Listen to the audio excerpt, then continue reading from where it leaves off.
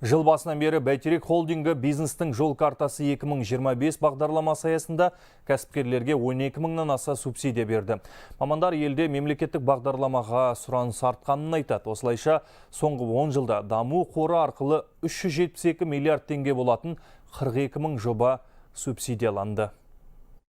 Бәйтерек холдингі бизнестің жол картасы бағдарламасын даму қоры арқылы жүзеге асырады. Яғни бизнес өкілдері екінші деңгейлі банктерден несие алады. Оның жартысынан көбін қор субсидиялайды. Сондай-ақ қарыз алушы мен қарыз беруші арасындағы сенімді байланысқа кепіл болады. Біз қажет кепілдіктің 85%-не дейін жауап бере аламыз. Бұл банк үшін тәуекелді азайтады. Сондықтан еш қиындықсыз кредит береді. Меніңше бұл мемлекет тарапынан жасалып жатқан үлкен қолдау. Қарағандыдағы бұл кәсіпорында кенді өндіріс ошақтары диірмендерін қаптайтын өнім шығарылады. Еліміздегі бірегей жоба. Әзірге отандық ірі металл өндірушілер шетелдік нұсқасын тұтынады. Алайда бұл кәсіпорынның болашағы зор. Шығыс түстіметпен келісім жасалды. Алдағы уақытта Болгария, Моңғолия, Ресеймен байланыс орнатылмақ. Осы заводты салуға біз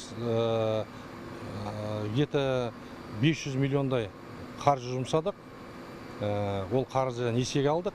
Несиенің 6%-ын даму жағынан қолдау алып, сондай проектіміз жобамен жұмыс істеп жатырмыз. Февраль айында бірінші өнімімізді Болгарияға шығарамыз деп отырмыз. Бұл бір ғана мысал. Биыл холдинг 380 миллиард теңгені субсидиялау бойынша 12 мың келісім шарт жасасты. Мемлекеттік бағдарлама игілігін көргендер соңғы 10 жылда 34 триллион теңгенің өнімін шығарған. Қазынаға түскен салық 2,2 триллион теңгені құрады. Мерей Мұратханқызы, Нұрғали Мамырбаев, Хабар 24.